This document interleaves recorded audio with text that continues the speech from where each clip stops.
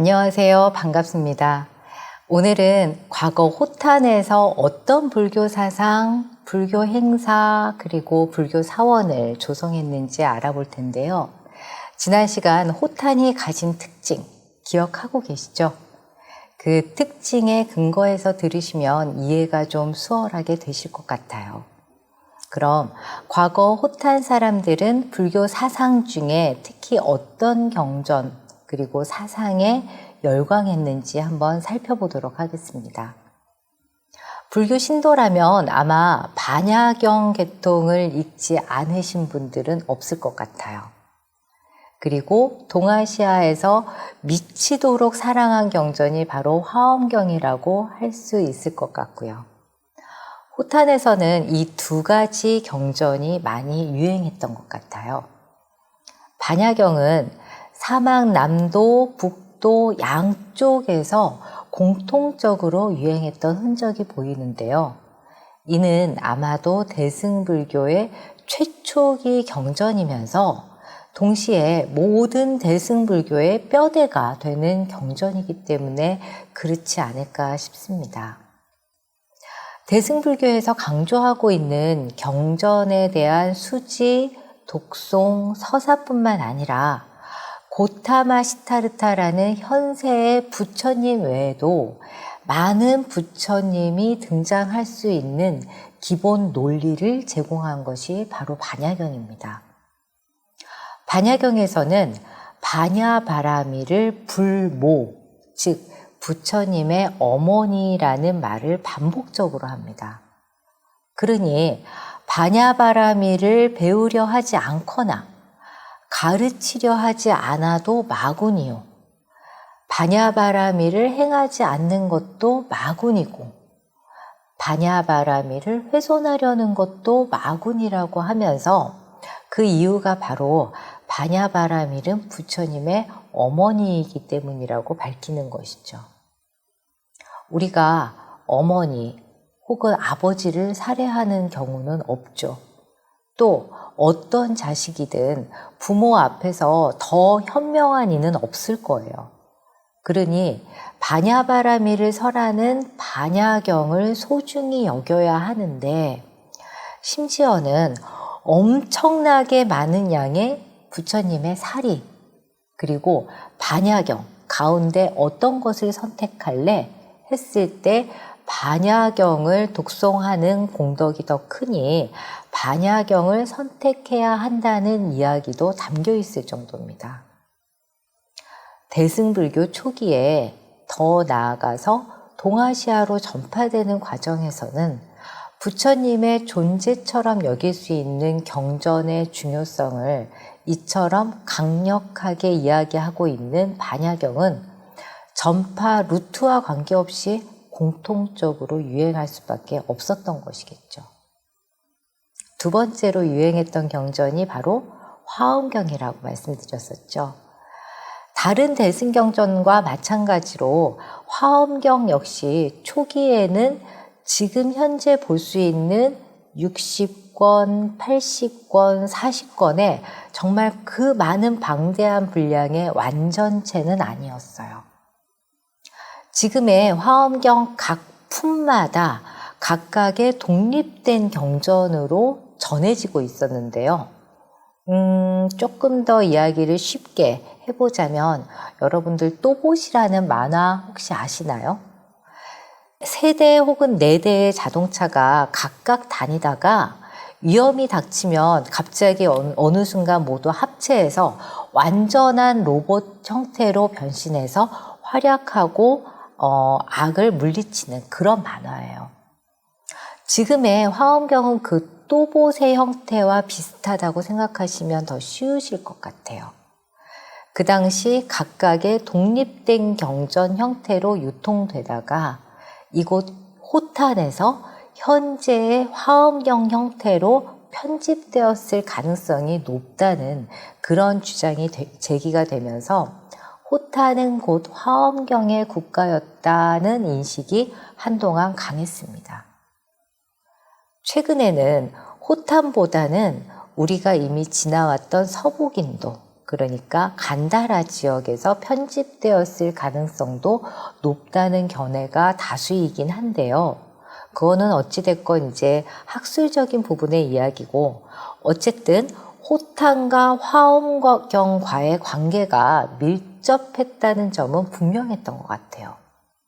왜냐하면 60권 화엄을 번역하셨던 불타발타라 스님에 대한 기록을 보면, 불타발타라 스님이 화엄경을 들고 중국에 와서 직접 들고 번역한 것이 아니라 400년대 지법령이라는 스님이 호탄에 가셔서 화엄경의 앞부분에 해당하는 36,000개를 구했지만 가지고 와서 번역을 하지 못하셨어요. 그러다가 불타발타라 스님이 이 앞부분에 해당하는 지법령 스님이 갖고 오신 이 앞부분과 나머지 다른 데서 구했던 그런 부분들을 같이 다 번역을 하면서 드디어 이제 60권 화엄이 완성돼서 번역이 되는 그런 장면이 나오는 거죠. 그러니 호탄에서 화엄경이 유행을 했던 것은 분명한 사실인 것 같습니다. 자, 이런 호탄은 자국의 불교 사상을 더욱 고취시키기 위해서 지난 시간 말씀드렸던 것처럼 정기적으로 반차우수를 개최했고요. 또 사상만이 아니라 모든 국민의 이 불교에 대한 신심, 또 국가의 안녕을 위해서 매년 부처님 오신 날을 맞이하면 대대적인 행사를 벌였어요. 바로 행상이라고 하는 것인데요. 용어가 조금 낯서실 것 같아요. 그 행상이 어떻게 이루어졌는지 그 장면을 좀 묘사해서 말씀을 드릴게요. 부처님 오신 날을 맞이하기 위해서 호탄 국가 전체가 들썩입니다. 호탄 국왕은 미리부터 왕성 밖에 있는 자기가 항상 다니는 왕실사원으로 발걸음을 옮겨요.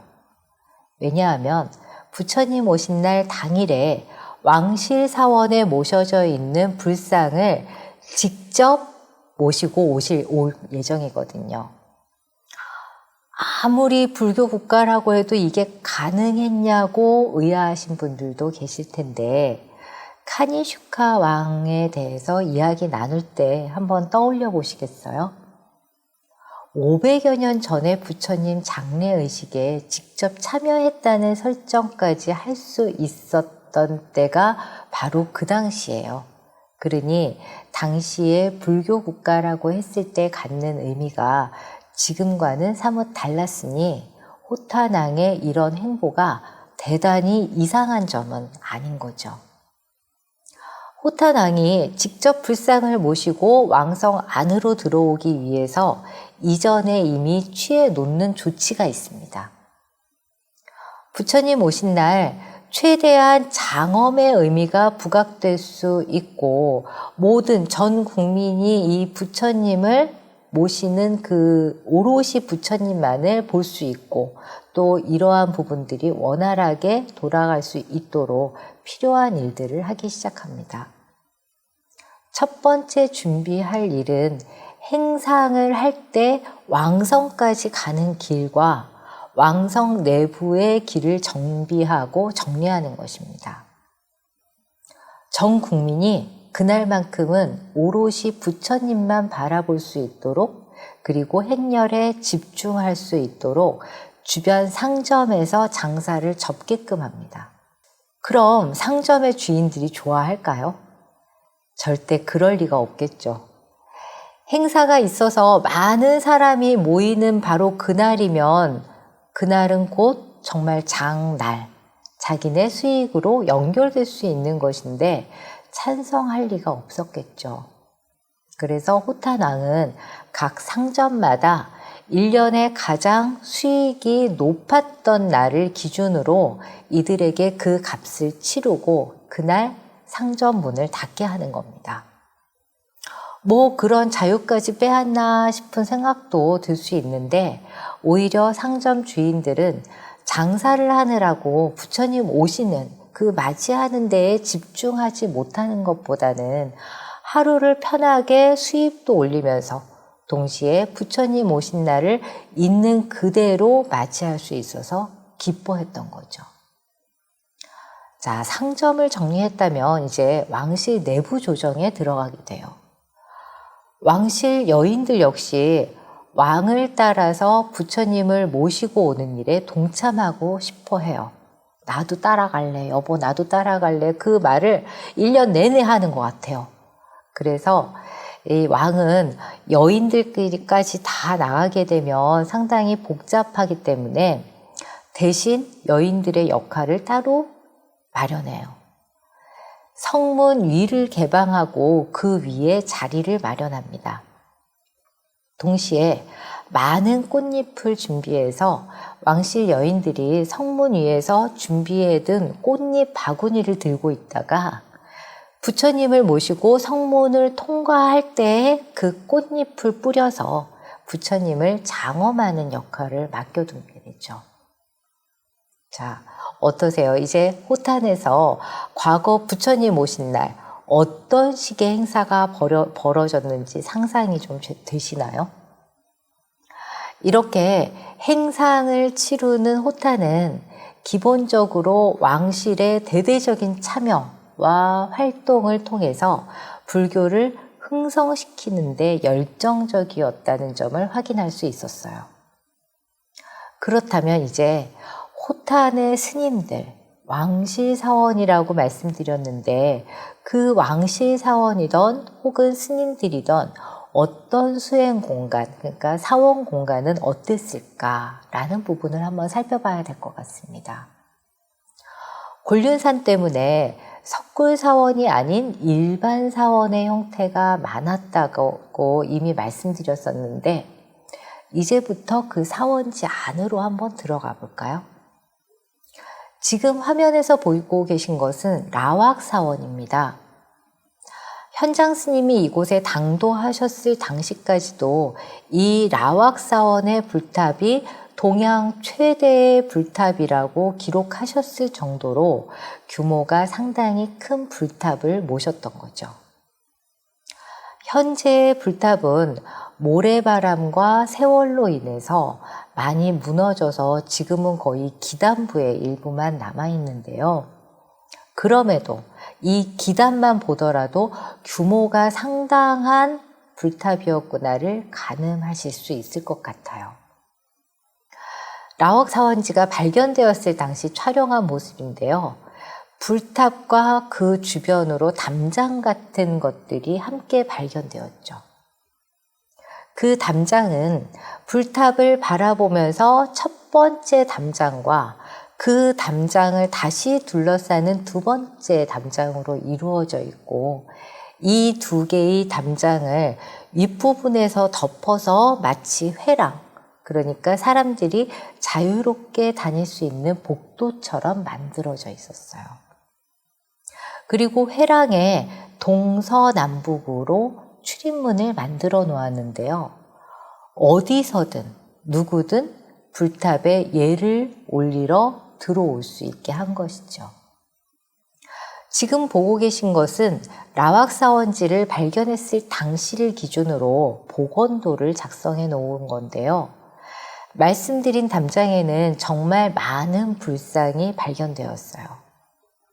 불탑을 바라보는 담장에도 회랑의 안쪽, 그러니까 복도식 담장 역시 안팎으로 부처님을 빼곡하게 모셔놓았죠.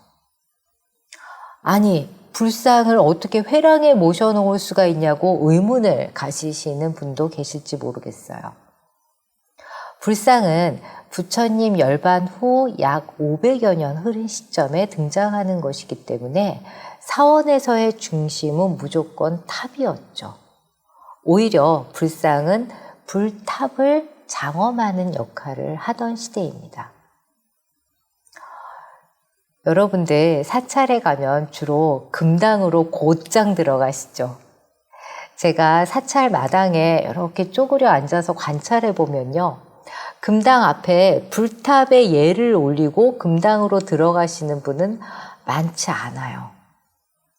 하지만 원래는 부처님의 사리를 모신 불탑이 사원의 중심이기 때문에 이 라왁사원 역시 당시에 사원 정중앙에 불탑을 모셨고요.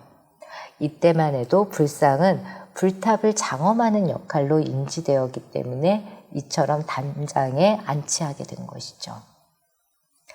이곳 불상을 자세히 보시면 저와 함께한 시간들 속에서 배웠던 부처님 모습이 보이실 겁니다.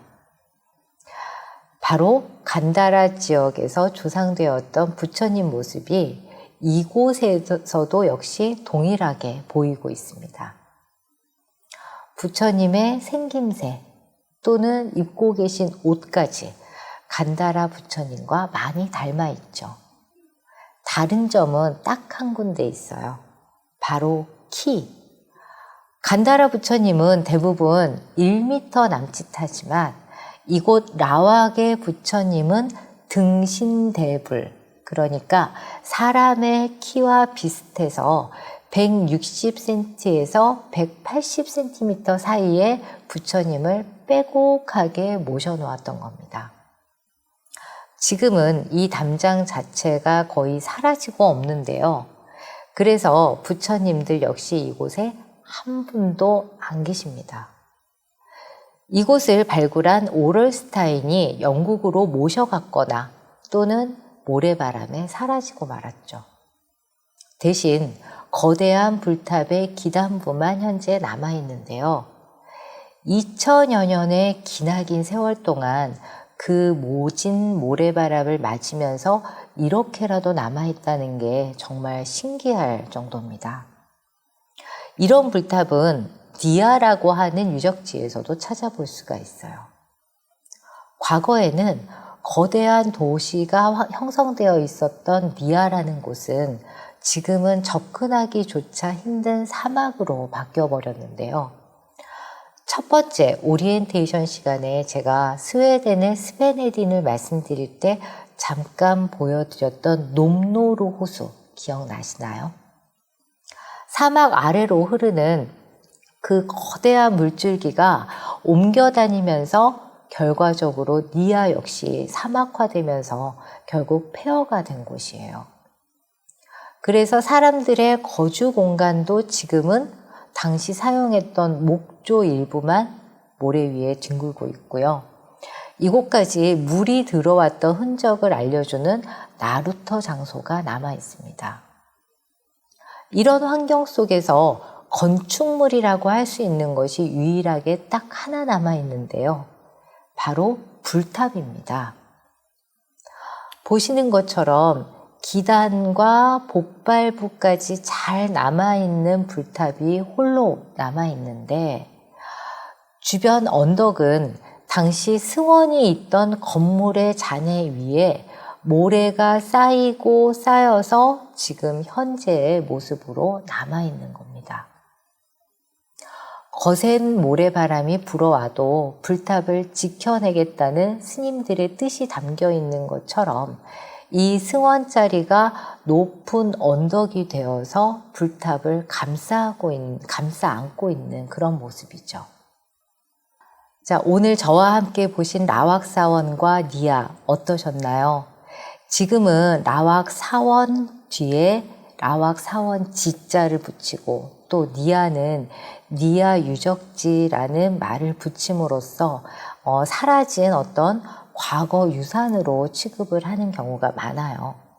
하지만 2000년에 다다르는 세월 동안 모진 풍파 속에서 많은 것이 사라지고 모래 아래로 묻혀버리고 말았지만 불탑만은 남아있는 이 모습.